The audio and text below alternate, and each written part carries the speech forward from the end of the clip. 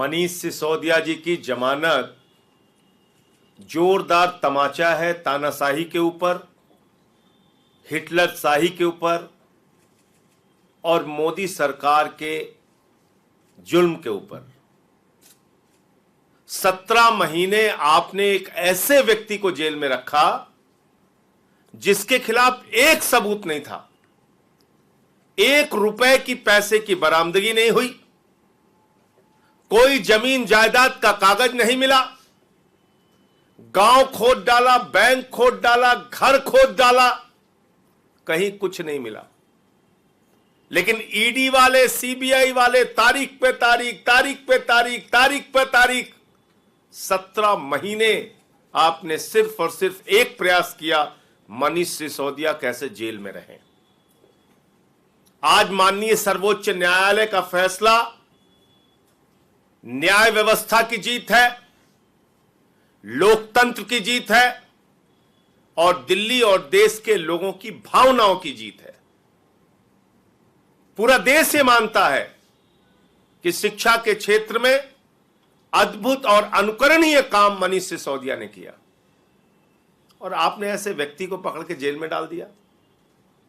पूरा देश ये मानता है कि अरविंद केजरीवाल के नेतृत्व में दिल्ली के अंदर शिक्षा, स्वास्थ्य, बिजली, पानी, माताओं बहनों के लिए बस की यात्रा, बुजुर्गों की तीर्थ यात्रा, अनुकरणीय काम करके दिखाया केजरीवाल जी की सरकार ने।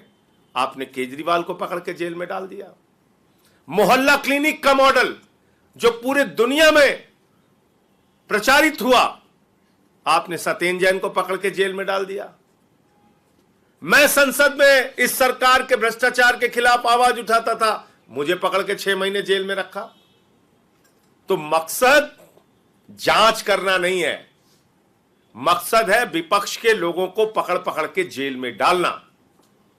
मैं प्रधानमंत्री जी से पूछना चाहता हूं, मनीष सिसोदिया की जिंदगी के जो 17 महीने बर्बाद हुए, उसका हिसाब कौन देगा?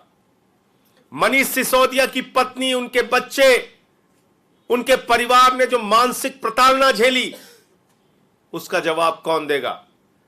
दिल्ली के लाखों बच्चे जो एक ऐसे अच्छे शिक्षा मंत्री की प्रयासों से वंचित रह गए, उसका हिसाब कौन देगा?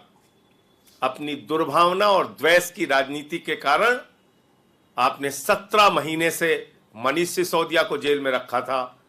उनको सुप्रीम कोर्ट से जमानत मिली है।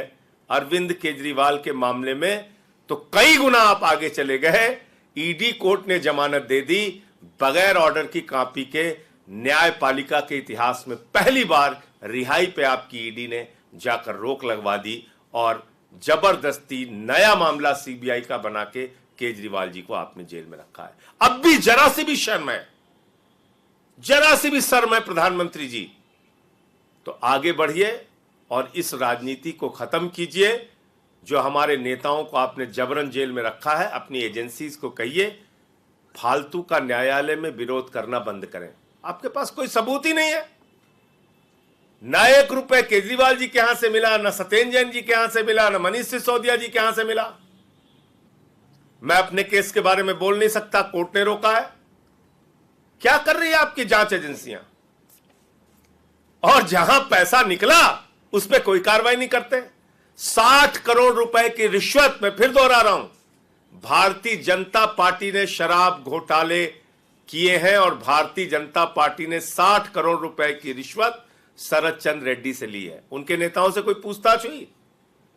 इलेक्टोरल बॉन्ड का सीधा पैसा पकड़ा गया बीजेपी के पास, उसके बाद उसकी रिहाई हुई है। तो भारतीय जनता पार्टी इस देश की सबसे भ्रष्ट, बेईमान, इलेक्टोरल बॉन्ड के जरिए रिश्वत खाने वाली घोषित पार्टी है। आम आदमी पार्टी ने हमेशा ईमानदारी और सच्चाई के रास्ते पर चलने का काम किया है। अरविंद केजरीवाल, मनीष सिसोदिया, सत्येंद्र जैन, जिनको भी जेल में रखा गया, सिर्फ और सिर्फ दुर्भावना और बदले की राजनीति के कारण।